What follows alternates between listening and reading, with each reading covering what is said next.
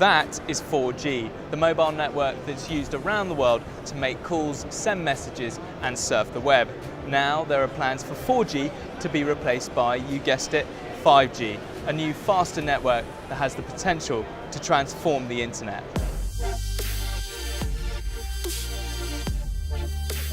5G is a software-defined network. It means that while it won't replace cables entirely, it could replace the need for them by largely operating on the cloud instead. This means it will have 100 times better capacity than 4G, which will dramatically improve internet speeds. For example, to download a 2-hour film on 3G would take about 26 hours. On 4G, you'd be waiting 6 minutes.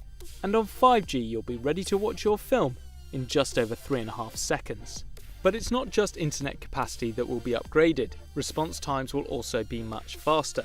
The 4G network responds to our commands in just under 50 milliseconds. With 5G, it will take around 1 millisecond, 400 times faster than a blink of the eye. Smartphone users will enjoy a more streamlined experience, but for a world that is increasingly dependent on the internet just to function, a reduction in time delay is critical. Self-driving cars, for example, require a continuous stream of data. The quicker that information is delivered to autonomous vehicles, the better and safer they can run. For many analysts, this is just one example of how 5G could become the connective tissue for the Internet of Things, an industry that's set to grow threefold by 2025, linking and controlling not just robots, but also medical devices, industrial equipment, and agricultural machinery. 5G will also provide a much more personalised web experience using a technique called network slicing. It's a way of creating separate wireless networks on the cloud, allowing users to create their own bespoke network. For instance, an online gamer needs faster response times and greater data capacity than a user that just wants to check their social media.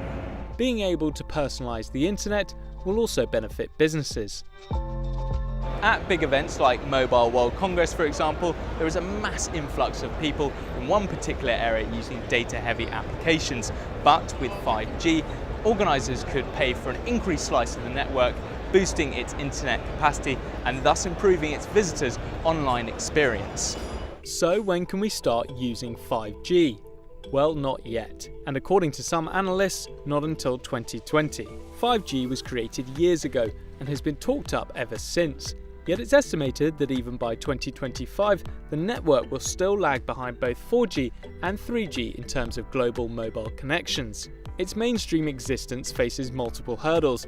The most significant of these, of course, is cost. According to some experts, 5G could cause network operators to tear up their current business models for it to make business sense. In the UK, for example, 3G and 4G networks were relatively cheap to set up because they were able to roll out on existing frequencies on the country's radio spectrum. For 5G to work properly, however, it needs a frequency with much bigger bandwidth, which would require brand new infrastructure. Some analysts believe that the extensive building and running costs will force operators to share the use and management of the mobile network. This has been less of an obstacle for countries like China, who are taking a more coherent approach. The government, operators and local companies such as Huawei and ZTE are about to launch big 5G trials that will put them at the forefront of equipment production for the new technology. That may be at the expense of the West, where there is concern regarding Asia's 5G progress. A leaked memo from the National Security Council to the White House called for a nationalised 5G network to keep the US ahead of their global competitors. White House officials dismissed the idea, but some experts predict that by 2025, nearly half of all mobile connections in the US will be 5G, a greater percentage than any other country or region. It's still likely, however, that much of the West will have a more gradual approach to 5G, driven by competition but with a patchy style of development. For example, AT&T pledged to start rolling out 5G later this year, but in just a handful of cities. For key industrial zones, however, it's predicted the technology will be adopted quickly, while for many in rural areas, 5G may be a long way off. But when 5G does establish itself and fulfill its supposed potential, it could even change how we get the internet at home and at work, with the wireless network replacing the current system of phone lines and cables. It may not happen overnight, but 5G is coming.